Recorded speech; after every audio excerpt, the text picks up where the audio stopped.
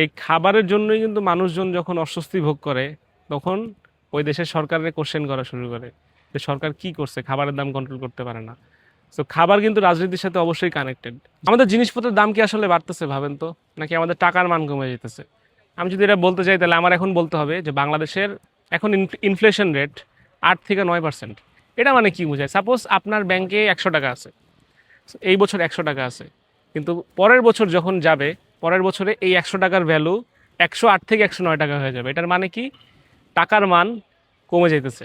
আপনি যেই জিনিসটা 100 টাকায় কিনতেন, ওই জিনিসটা এখন কিনতে হবে 108 বা 109 টাকায়।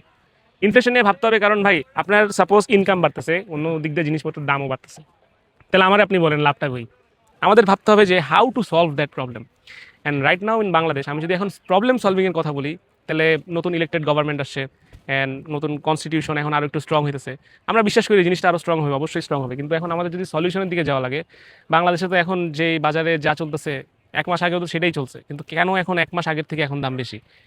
এটার মেইন কাহিনী হলে গিয়ে মার্কেট সিন্ডিকেট।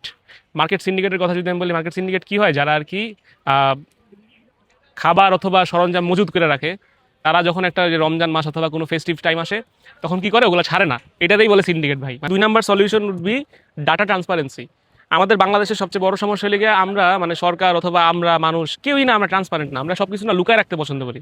এই যে ইনফ্লেশন রেট থেকে শুরু হয়ে আমাদের মার্কেটের কি অবস্থা, মার্কেটের কত লস হইতেছে বা কত আমদানি রপ্তানি হইতেছে, সরকার না মানে আমি জানি না, বাট আমি বিগত সরকারের আমলের কথা বলতেছি যে এই ডাটা ট্রান্সপারেন্সির অনেক অভাব ছিল, যেটার জন্য আমাদের এই মার্কেট সিন্ডিকেটটা কন্ট্রোল করার মানে তেমন একটা ওয়ে হয়ে আসতেছিল না। 3 নাম্বার সলিউশন আমি যদি বলি, এটা হলে গিয়ে সবচেয়ে কার্যকরী সলিউশন, মানে এটা যদি আপনারা আমরা আমরা অথবা আপনারা ফলো করতে পারি, তাহলে এই ইনফ্লেশন কিছুই না আমাদের কাছে। সেটা হলে গিয়ে প্রোডাক্টিভিটি।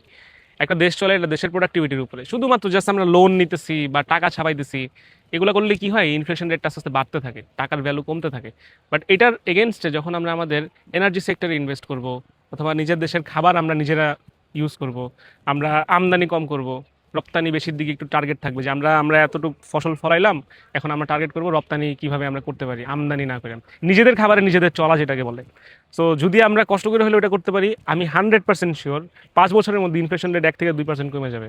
এতে কি হবে? আমাদের জিডিপি ভালো হবে, আমাদের ইকোনমি ভালো হবে। And end of the day আমি যদি এখন বলতে যাই, এই খাবারের জন্যই কিন্তু মানুষজন যখন অস্বস্তি ভোগ করে, তখন ওই দেশের সরকারের কোশ্চেন করা শুরু করে যে সরকার কি করছে, খাবারের দাম কন্ট্রোল করতে পারে না। তো খাবার কিন্তু রাজনীতির সাথে অবশ্যই কানেক্টেড। যারা রাজনীতিকবিদরা আছেন, আপনারা যদি এগুলারে সস্তভাবে নিতে থাকেন, আপনাদের চেয়ারও একদিন ভাইগা ওই প্রিভিয়াস রেজিমের মতো পড়ে যাবে। আপনারা কি আমার এটার সাথে একমত কিনা জানান, আর একমত না হলেও জানান, অ্যান্ড আমার বাকি ভিডিওগুলো দেখবেন। And see you on the next video. Tata.